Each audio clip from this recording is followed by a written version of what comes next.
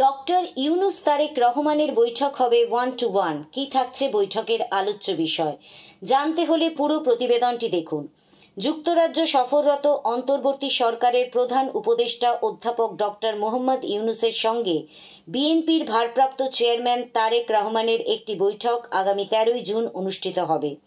নির্বাচন সংস্কার সহ চলমান রাজনৈতিক নানা ইস্যুতে বিএনপি ও অন্তর্বর্তী সরকারের মধ্যকার উত্তেজনা যখন চরমে, এই সময় এমন একটি বৈঠক আশাবাদী করে তুলছে রাজনৈতিক মহল থেকে শুরু করে দেশবাসীকে। বিএনপির একটি নির্ভরযোগ্য সূত্র জানায়, লন্ডনের ডরচেস্টার হোটেলে প্রথমবারের মতো 1-to-1 বৈঠকে বসছেন তারা। প্রধান উপদেষ্টার দপ্তর থেকে এই বৈঠকটি নির্ধারণ করা হয়েছে।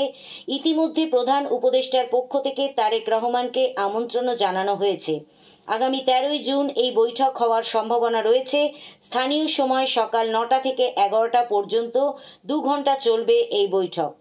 এর আগে 4 দিনের সরকারি সফরে যুক্তরাজ্যের উদ্দেশ্যে ঢাকা ছেড়েছেন প্রধান উপদেষ্টা ডক্টর মোহাম্মদ ইউনুস।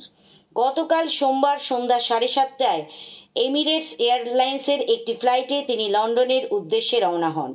ডক্টর ইউনুস ও তারেক রহমানের বৈঠক নিয়ে সোমবার রাতে বিএনপির স্থায়ী কমিটি একটি জরুরি বৈঠক অনুষ্ঠিত হয় চেয়ারপারসনের গুলশান কার্যালয়ে। বৈঠকে ডক্টর ইউনুসের সঙ্গে বৈঠকের বিষয়ে তারেক রহমান নেতাদের সঙ্গে আলাপ করেন। বৈঠকে অংশ নেওয়ার বিষয়ে আলাদা করে সবার মত নেন। ডক্টর ইউনুস ও তারেক রহমানের 1-to-1 বৈঠকের বিষয়ে জানতে চাইলে বিএনপির নেতারা সরাসরি কিছু না বললেও বৈঠকের বিষয়ে পজিটিভ ইঙ্গিত দিয়েছেন।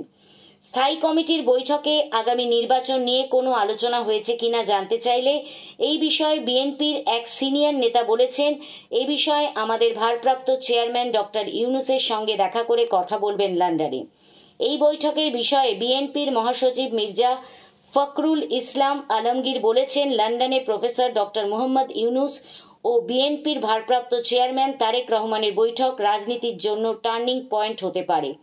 তিনি বলেন, প্রধান উপদেষ্টা ডক্টর মোহাম্মদ ইউনুসের সঙ্গে বিএনপির ভারপ্রাপ্ত চেয়ারম্যান তারেক রহমানের সাক্ষাৎ হচ্ছে আগামী 13ই জুন।